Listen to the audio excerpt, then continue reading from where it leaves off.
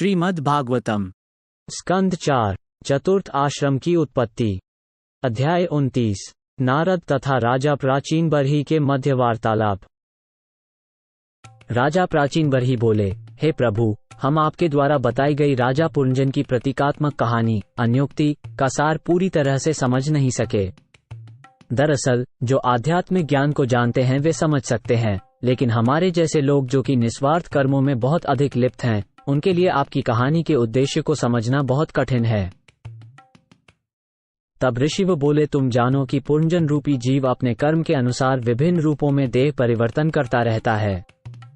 ये रूप 1, 2, 3, 4 या अनेक पांव वाले या पांव विहीन भी हो सकते हैं।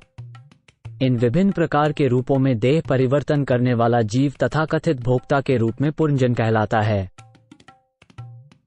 जिसे मैंने अज्ञात कहा है, वह जीव का स्वामी और सच्चा मित्र भगवान है। चूंकि जीव भौतिक नामों, कर्मों या गुणों के माध्यम से भगवान को नहीं जान सकते हैं, इसलिए वो बद्ध जीव के लिए हमेशा अज्ञात रहते हैं। जब प्राणी भौतिक प्रकृति के गुणों का संपूर्ण अनुभव करना चाहता है, तो वह कई शारीरिक रूपों में से उस रूप को चुनता है जिसमें 9 द्वार, 2 हाथ और 2 पैर होते हैं। इस प्रकार वह मनुष्य या देवता बनना अच्छा मानता है। महान ऋषि नारद ने आगे कहा, इस संदर्भ में उल्लिखित प्रमदा शब्द भौतिक बुद्धि या अविद्या के लिए प्रयोग किया गया है। इसे इसी रूप में समझा जाना चाहिए। जब कोई व्यक्ति इस प्रकार की बुद्धि का सहारा लेता है, तो वह अपने आप को भौतिक शरीर मानने लगता है। मैं और मेरा की भौतिक चेतना से प्रभावित होकर वह अपनी इंद्रियों के माध्यम से सुख और दुख का अनुभव करना शुरू कर देता है। इस प्रकार जीव बंधन में पड़ जाता है। 5 ज्ञानेंद्रियां और 5 कर्मेंद्रियां पुरंजनी के पुरुष मित्र हैं। ये इंद्रियां जीव को ज्ञान प्राप्त करने और गतिविधि में संलग्न होने में सहायता करती हैं। इंद्रियों की व्यस्तताएं उसकी सखियां हैं, और वह सर्प, जिसे 5 फनों वाला बताया गया है, 5 संचार प्रक्रियाओं के भीतर काम करने वाली जीवन वायु है। 11वां सेवक, जो अन्य सभी का नेतृत्व करता है, मन है।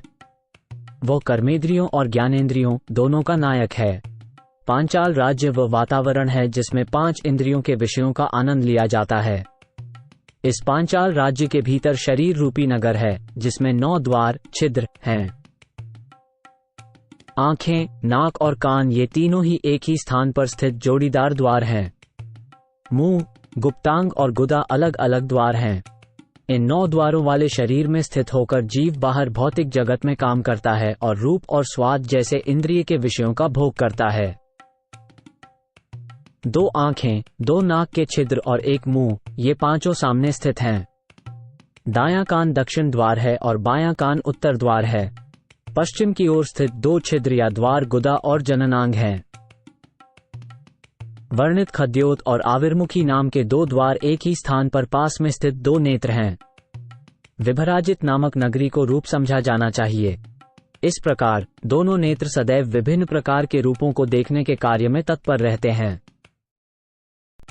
नलिनी एवं नालिनी नामक 2 द्वार 2 नासा छिद्र हैं और सुगंध को ही सौरभ नामक नगरी कहा है। अवधूत नामक साथी घ्राणेंद्रिय है। मुख्या नामक द्वार मुख है और विपण बोलने की शक्ति है। रसज्ञ ही स्वाद की इंद्रिय है। आपण नामक नगरी जीव द्वारा बोले जाने या वार्तालाप करने के काम की सूचक है और बहुदन नामक नगरी विभिन्न प्रकार के भोजन की सूचक है। दायां कान पितृहु द्वार कहलाता है और बायां कान देवहु द्वार कहा जाता है। नारद मुनि ने आगे कहा, दक्षिण पंचाल नामक नगरी सकौम कर्म में भोग की विधि यानी प्रवृत्ति मार्ग को बताने वाले शास्त्रों की ओर इशारा करती है। दूसरी नगरी, जिसका नाम उत्तर पंचाल है, निवृत्ति मार्ग यानी सकौम कर्म को घटाने और ज्ञान को बढ़ाने वाले मार्ग के बारे में बताने वाले शास्त्रों के लिए प्रयुक्त है। जीव को ज्ञान की प्राप्ति 2 कानों के माध्यम से होती है और कुछ लोगों को पितृलोक और कुछ को देवलोक में भेजा जाता है। ये सब दोनों कानों द्वारा ही संभव हो पाता है। ग्रामक नामक नगर, जहां आसुरी द्वार शिशन के निचले रास्ते से पहुंचा जाता है, का लक्ष्य स्त्री संभोग है, जो उन्मूर्ख और दुष्ट सामान्य लोगों के लिए बेहद आकर्षक है। गर्भवती होने की क्षमता दुर्मत कहलाती है और गुदा को निर्रीति कहा जाता है। जब ये कहा जाता है कि पुरंजन वैश्य जाता है, तो इसका अर्थ है कि वह नरक जाता है। उसके साथ लुब्धक रहता है जो गुदा नामक कर्मेंद्रिय है। इसके पूर्व मैंने 2 अंधे साथियों का भी उल्लेख किया था। इन हाथ तथा पांव समझना चाहिए। जीव हाथ तथा पांव की सहायता से सभी प्रकार के कार्य करता और इधर उधर जाता है। अंतःपुर हृदय के लिए एक संकेत है। विशुचि, जिसका अर्थ है सब जगह जाना, मन को इंगित करता है। मन के भीतर ही जीव प्रकृति के गुणों का आनंद लेता है। ये प्रभाव कभी भ्रम उत्पन्न करते हैं तो कभी संतोष और कभी उल्लास। पहले ही यह समझाया जा चुका है कि रानी मनुष्य की बुद्धि होती है। जब हम जाग रहे होते हैं या सो रहे होते हैं तो ये बुद्धि अलग अलग परिस्थितियां पैदा करती है। दूषित बुद्धि से प्रभावित होकर जीव कुछ सोचता है और बस अपनी बुद्धि के कार्य कारणों का अनुकरण करता है। नारद मुनि ने आगे कहा, जिसको मैंने रथ कहा था वह वास्तव में शरीर है और इंद्रियां वे घोड़े हैं जो इस रथ को खींचते हैं। ज्यों-ज्यों वर्षानुवर्ष समय बीतता जाता है ये घोड़े बिना किसी अवरोध के दौड़ते तो हैं, लेकिन वास्तव में वे कोई प्रगति नहीं कर पाते। पाप और पुण्य इस रथ के 2 पहिए हैं और प्रकृति के 3 गुण इस रथ की ध्वजाएं हैं।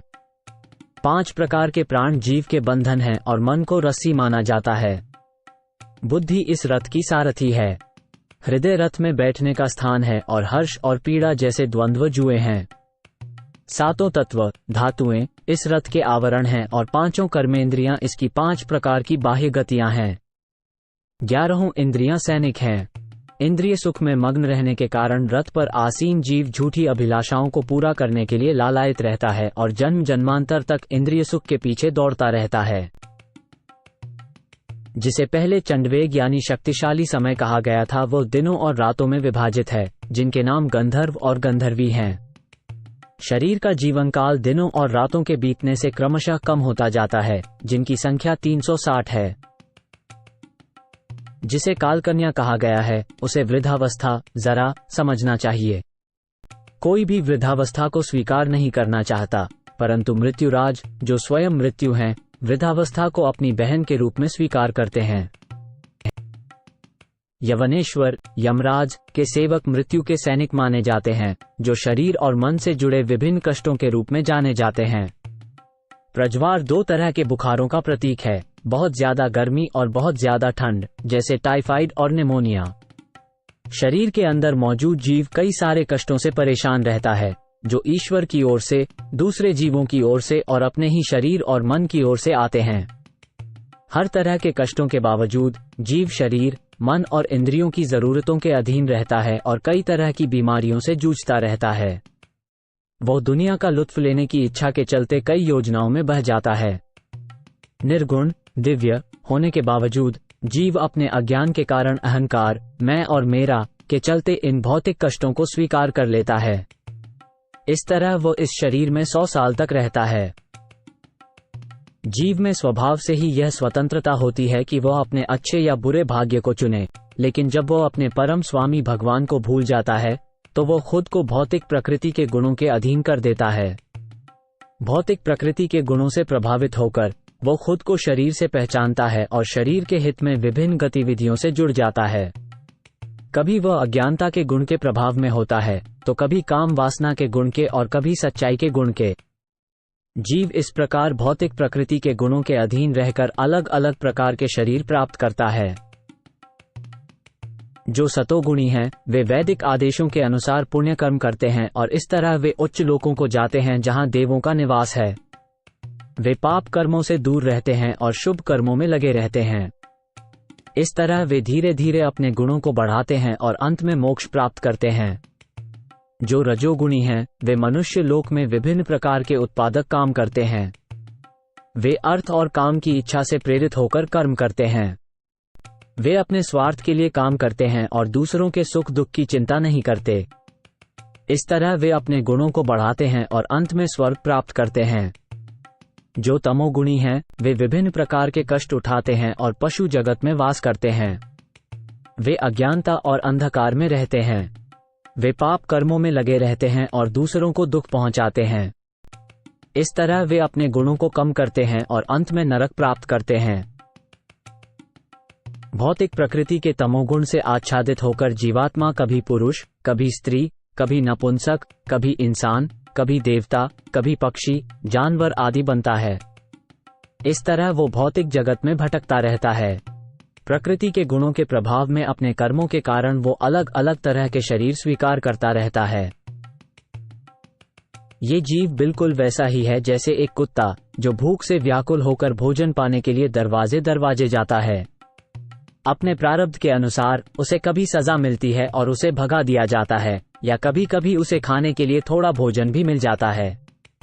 इसी तरह जीव भी कई इच्छाओं से वशीभूत होकर अपने भाग्य के अनुसार विभिन्न योनियों में भटकता रहता है।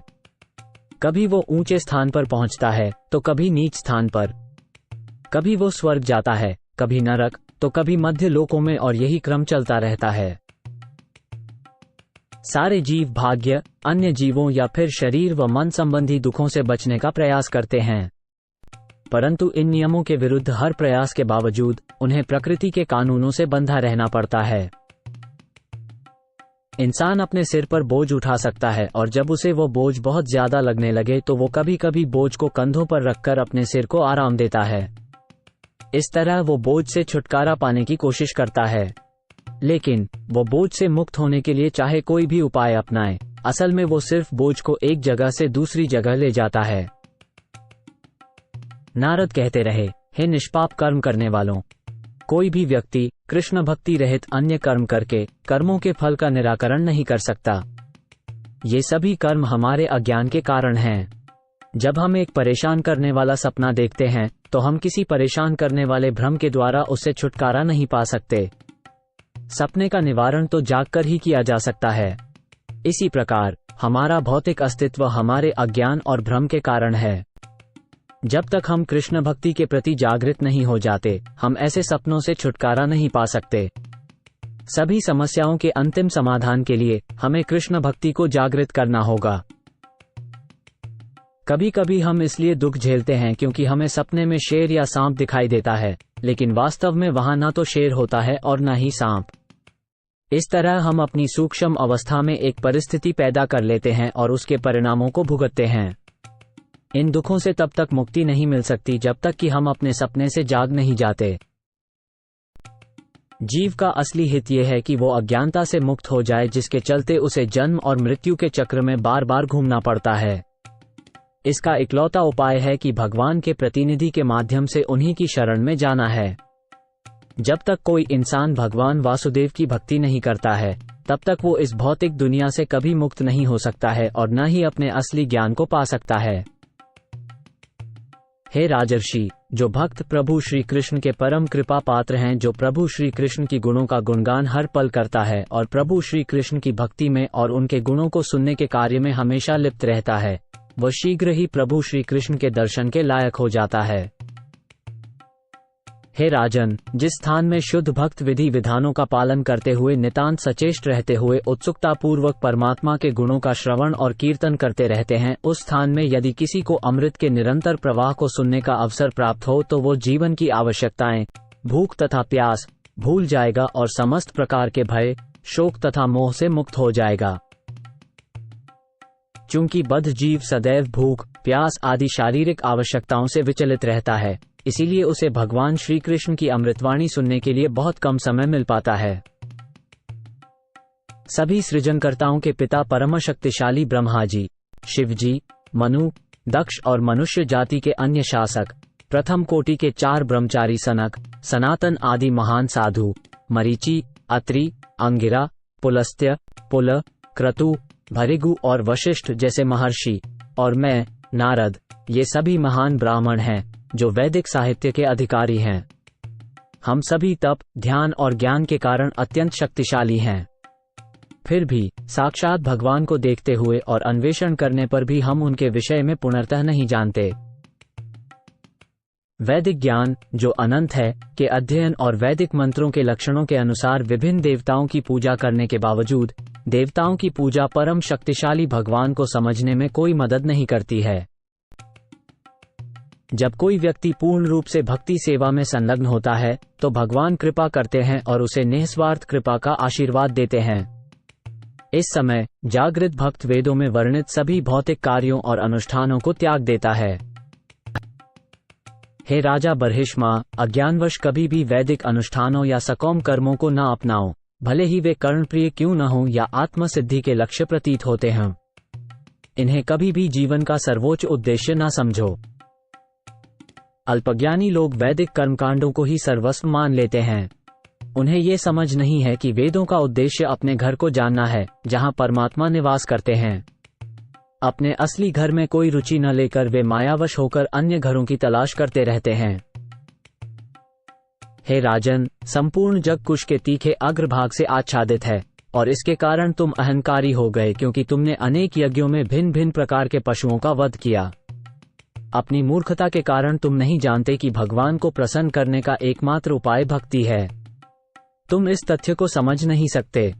तुम्हें केवल ऐसे ही कार्य करने चाहिए जिनसे भगवान प्रसन्न हो। हमारी शिक्षा ऐसी होनी चाहिए जिससे हम कृष्ण चेतना के स्तर तक ऊपर उठ सकें। भगवान श्रीहरि इस संसार में देहधारी जीवों की आत्मा और मार्गदर्शक हैं। वे प्रकृति की समस्त भौतिक गतिविधियों के परम नियंत्रक हैं। वे हमारे सर्वश्रेष्ठ मित्र भी हैं, इसलिए हर व्यक्ति को उनके चरण कमलों की शरण लेनी चाहिए।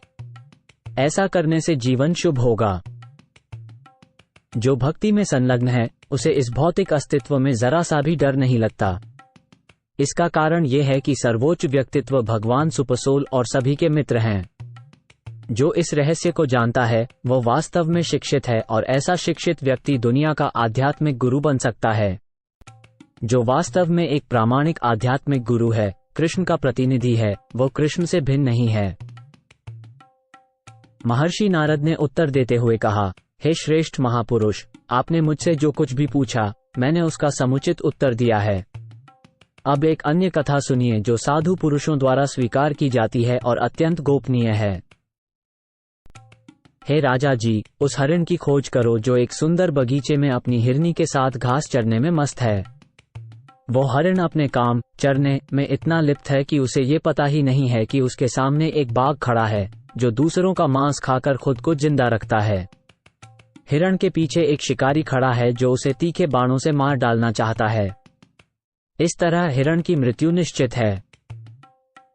हे राजन, नारी उस फूल के समान है जो आरंभ में अत्यंत आकर्षक होती है, परंतु अंत में अत्यंत घृणित हो जाती है। जीव कामेच्छाओं के कारण नारी के साथ फंसता है और संभोग सुख प्राप्त करता है, जैसे कोई फूलों की सुगंध का आनंद लेता है। वो जिह्वा से लेकर शिशन तक इंद्रियों के माध्यम से तृप्ति का जीवन बिताता है और गृहस्थ जीवन में स्वयं को अत्यंत सुखी मानता है। अपनी पत्नी के साथ रहकर वो सदैव ऐसे विचारों में मग्न रहता है। वो अपनी पत्नी व बच्चों की बातें सुनकर प्रसन्नता अनुभव करता है, जो उन भ्रमरों की मधुर गुंजार के समान होती है जो एक फूल से दूसरे फूल पर मधु एकत्र करते रहते हैं। वो भूल जाता है कि उसके सामने काल खड़ा है जो दिन रात बीतने के साथ उसकी आयु का हरण करता जा रहा है। उसे न तो धीरे धीरे हो रही अपनी आयु क्षय दिखती है और न उसे यमराज की ही परवाह रहती है जो पीछे से उसे मारने का प्रयत्न करते रहते हैं। तुम ये समझने का प्रयास करो कि तुम अत्यंत शोचनीय स्थिति में हो और चारों ओर से संकट से घिरे हुए हो। हे राजन, हिरण की उपमा की स्थिति को समझने की कोशिश करो। अपने आप को पूरी तरह से जानो और कर्मफल द्वारा स्वर्गलोक में पदोन्नति के बारे में सुनने के सुख को त्याग दो। गृहस्थ जीवन को त्याग दो जो कामुकता से भरा है, और ऐसी वस्तुओं की कथाओं को भी त्याग दो। मुक्त आत्माओं की कृपा से भगवान के व्यक्तित्व में आश्रय लो। इस प्रकार कृपया भौतिक अस्तित्व के प्रति अपना आकर्षण छोड़ दो। राजा ने उत्तर दिया, मेरे प्रिय ब्राह्मण, आपने जो कुछ कहा है उसे मैंने काफी ध्यानपूर्वक सुना है, और उस सब पर विचार करने के बाद मैं इस नतीजे पर पहुंचा हूं कि जिन आचार्यों शिक्षकों ने मुझे कर्मकांडों में लगाया, वे इस गुप्त ज्ञान से परिचित नहीं थे। अगर वो इससे परिचित थे तो फिर उन्होंने मुझे ये ज्ञान क्यों नहीं बताया? हे ब्राह्मण, आपके आदेश मेरे गुरु के आदेश से एकदम विपरीत हैं। मेरे गुरु ने मुझे भोग विलास में प्रवृत्त किया था और आप मुझे इससे अलग होने का उपदेश दे रहे हैं। मैं अब भक्ति, ज्ञान और त्याग के अंतर को समझ सकता हूँ। मेरे मन में पहले इनके विषय में कुछ संशय थे, किंतु आपने कृपा करके इन संशयों को मिटा दिया है। अब मैं समझ सकता हूँ कि बड़े बड़े ऋषि भी जीवन के वास्तविक उद्देश्य के विषय में कैसे मोहग्रस्त हो जाते हैं। निस्संदेह इंद्रिय तृप्ति का कोई सवाल ही नहीं उठता। जीवन में किए हुए कर्म का फल प्राणी अगले जन्म में भोगता है। वेदों के विशेषज्ञ कहते हैं कि व्यक्ति अपने पिछले कर्मों के नतीजे भोगता है या भुगतता है, लेकिन व्यवहारिक रूप से ये देखा गया है कि पिछले जन्म में जिस शरीर ने काम किया था वो नष्ट हो चुका है, तो उस काम के परिणामों को एक अलग शरीर द्वारा भोगना या भुगतना कैसे संभव है? महान ऋषि नारद ने आगे कहा, इस जीवन में जीव स्थूल शरीर का उपयोग करके कर्म करता है। ये शरीर सूक्ष्म शरीर द्वारा कार्य करने के लिए बाध्य किया जाता है, जो मन, बुद्धि और अहंकार से बना है। स्थूल शरीर के नष्ट हो जाने के बाद भी सूक्ष्म शरीर फल भोगने या कष्ट उठाने के लिए बना रहता है, इसलिए कोई वास्तविक परिवर्तन नहीं होता है। स्वप्न देखते समय जीव अपनी वास्तविक देह को छोड़ देता है और अपने मन और बुद्धि के कामों से किसी दूसरे शरीर में, जैसे देवता या कुत्ते के शरीर में, प्रवेश करता है। इस स्थूल शरीर को छोड़ने के बाद जीव इस लोक या किसी दूसरे लोक में किसी पशु या देवता के शरीर में प्रवेश करता है। इस प्रकार वह अपने पिछले जीवन के कार्यों का फल भोगता है। जीव देह की अवधारणा के कारण कहता है कि मैं ये हूँ, मैं वह हूँ, मेरा कर्तव्य यह है, अतः मैं इसे करूँगा। ये सभी मानसिक छाप हैं और ये सभी कार्य अस्थायी हैं। फिर भी ईश्वर की कृपा से जीव को उसकी सभी मानसिक इच्छाओं को पूरा करने का अवसर मिलता है। इस प्रकार उसे दूसरा शरीर प्राप्त होता है। जीवों की मानसिक स्थिति उनके कार्य करने की शक्तियों के रूप में काम करने वाली इंद्रियों तथा ज्ञान प्राप्त करने वाली इंद्रियों के कार्य के अनुसार निर्धारित की जा सकती है। उसी प्रकार किसी व्यक्ति की मानसिक स्थिति या चेतना से उसके पिछले जन्म की स्थिति को समझा जा सकता है। कभी कभी हमें ऐसी चीज का अचानक अनुभव हो जाता है जिसे हमने अपने वर्तमान शरीर में देख या सुनकर पहले कभी अनुभव नहीं किया होता। कभी कभी सपने में भी हमें ऐसी चीजें अचानक दिख जाती हैं। इसलिए हे महाराज, सूक्ष्म मानसिक आवरण वाला ये प्राणी अपने पिछले शरीर के कारण सभी प्रकार के विचार और प्रतिबिंब विकसित करता रहता है। मेरी बात को तुम निश्चित मानो। जब तक पिछले शरीर में कोई वस्तु देखी हुई नहीं रहती, तब तक मन से उसकी कल्पना करने की संभावना नहीं उठती। हे राजन, तुम्हारा कल्याण हो। भौतिक प्रकृति के साथ मिलन के अनुसार मन ही जीव के लिए शरीर के एक खास प्रकार को प्राप्त करने का कारण है। अपनी मानसिक बनावट के अनुसार कोई यह जान सकता है कि जीव पूर्व जन्म में कैसा था और भविष्य में उसे कैसा शरीर मिलेगा। इस तरह मन भूत और आने वाले शरीर का इशारा करता है। सपने में कभी कभी हम ऐसी चीजें देखते हैं जिन्हें हमने इस जीवन में न तो कभी अनुभव किया है और न ही कभी सुना है, लेकिन ये सभी घटनाएं अलग अलग समय, अलग अलग जगहों और अलग अलग परिस्थितियों में अनुभव की गई होती हैं। मनुष्य का मन विभिन्न स्थूल शरीरों में बना रहता है और इंद्रियों की तृप्ति के लिए व्यक्ति की इच्छाओं के अनुसार मन में विभिन्न विचारों को नोट करता रहता है। ये मन में भिन्न भिन्न मेलों के रूप में प्रकट होते हैं। इसलिए कभी कभी ये प्रतिबिंब ऐसी वस्तुओं के रूप में दिखाई देते हैं जो पहले कभी देखी या सुनी नहीं गई होती हैं। कृष्ण चेतना का अर्थ यह है कि भक्त की मानसिक अवस्था ऐसी होनी चाहिए कि वह परमात्मा के साथ लगातार जुड़ा रहे और उसे दुनिया का दृश्य उसी तरह से दिखाई दे जैसा कि परमात्मा देखता है। भक्त के लिए ऐसा देख पाना हमेशा संभव नहीं होता, लेकिन जब ये प्रकट होता है तो यह उसी तरह होता है जैसे कि राहु नाम का ग्रह जो अंधेरा होता है, पूर्णिमा की रात को ही दिखाई देता है। जब तक बुद्धि, मन, इंद्रियों, विषयों और भौतिक विशेषताओं से बना सूक्ष्म भौतिक शरीर मौजूद है, तब तक मिथ्या पहचान और उसका सापेक्ष उद्देश्य स्थूल शरीर भी मौजूद होते हैं। जब प्राणी गहरी निद्रा, मूर्छा, किसी गंभीर क्षति से उत्पन्न भारी सदमे, मृत्यु के समय या तेज ज्वर की स्थिति में होता है, तो प्राण वायु का संचरण रुक जाता है। उस समय जीव आत्मा से शरीर की पहचान करने का ज्ञान खो देता है। जब मनुष्य युवा होता है तब उसकी 10 इंद्रियां और मन पूरी तरह से प्रकट होते हैं, लेकिन जब वह अपनी मां के गर्भ में होता है या बचपन में होता है तब उसकी इंद्रियां और मन ढके रहते हैं, ठीक उसी तरह जैसे पूर्णिमा का चंद्रमा अंधेरी रात के अंधेरे से ढका रहता है। जब जीव स्वप्न देखता है तो इंद्रिय विषय वास्तव में उपस्थित नहीं होते, लेकिन जब किसी व्यक्ति का इंद्रिय विषयों के साथ संपर्क होता है तो वे प्रकट हो जाते हैं। इसी तरह अविकसित इंद्रियां वाला जीव भौतिक रूप से मौजूद होना बंद नहीं करता, भले ही वो इंद्रिय विषयों के संपर्क में न हो। 5 इंद्रियों के विषय, 5 कर्म इंद्रियां, 5 ज्ञान इंद्रियां और मन, ये 16 भौतिक विस्तार है। ये सभी जीव के साथ जुड़े रहते हैं और प्रकृति के तीनों गुणों से प्रभावित होते हैं। इस प्रकार बद्ध आत्मा के अस्तित्व को समझा जाता है। सूक्ष्म शरीर की क्रियाओं के द्वारा जीव स्थूल शरीरों का निर्माण और त्याग करता रहता है। यही आत्मा का देहांतरण कहलाता है। इस प्रकार आत्मा अलग अलग प्रकार के सुख, दुख, भय, हर्ष और शोक का अनुभव करती है। कीट एक पत्ती को छोड़े बिना दूसरी पत्ती को पकड़ लेता है और इसी तरह से प्राणी को अपना शरीर छोड़ने से पहले अपने पिछले कर्मों के अनुसार दूसरा शरीर ग्रहण करना पड़ता है। ऐसा इसलिए है क्योंकि मन सभी प्रकार की इच्छाओं का भंडार है। जो समय तक हम इच्छाओं पर नियंत्रण नहीं कर पर कार्य करते रहते हैं, तब तक हम भौतिक गतिविधियों में लगे रहते हैं।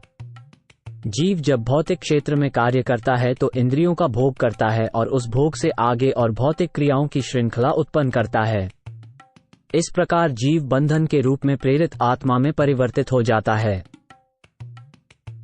तुम्हें हर समय ये जानना चाहिए कि यह ब्रह्मांडीय अभिव्यक्ति भगवान के इच्छा से बनाई गई है, उसे बनाए रखा गया है और उसे नष्ट किया जाता है। इसलिए इस ब्रह्मांडीय अभिव्यक्ति के भीतर सब कुछ भगवान के नियंत्रण में है। इस पूर्ण ज्ञान से प्रकाशित होने के लिए व्यक्ति को सदैव भगवान की भक्ति सेवा में संलग्न रहना चाहिए।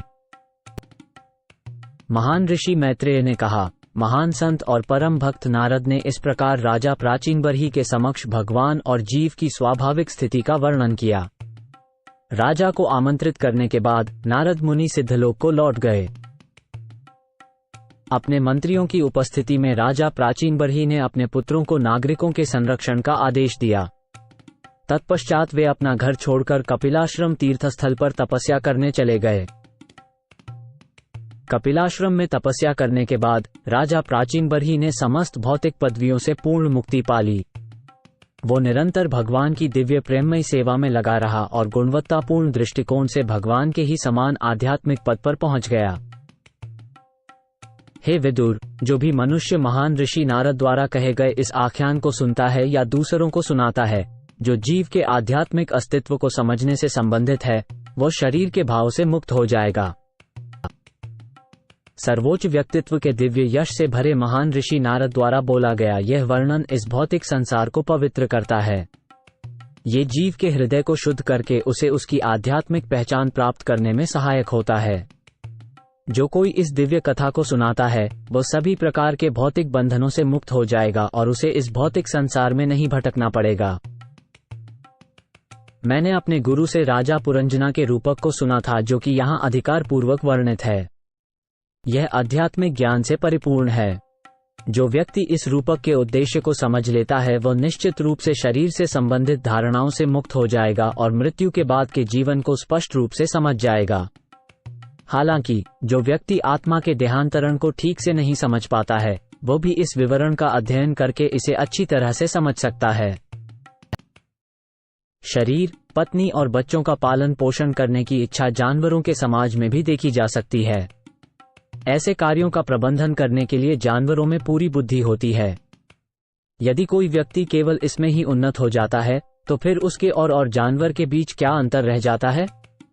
व्यक्ति को यह अच्छी तरह समझ लेना चाहिए कि विकास क्रम में कई जन्मों के बाद यह मानव जीवन प्राप्त होता है।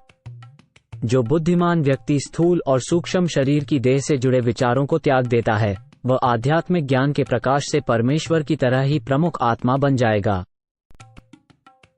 यदि कोई प्राणी कृष्ण भक्ति में विकसित होता है और दूसरों पर दयालु होता है, और यदि उसका आत्म साक्षात्कार का आध्यात्मिक ज्ञान पूर्ण होता है, तो उसे तुरंत भौतिक अस्तित्व के बंधन से मुक्ति प्राप्त हो जाएगी। समय के अंतर्गत होने वाली सभी घटनाएं, चाहे वे भूत, वर्तमान या भविष्य में हों, मात्र एक स्वप्न के समान हैं। ये समस्त वैदिक साहित्य का रहस्य है।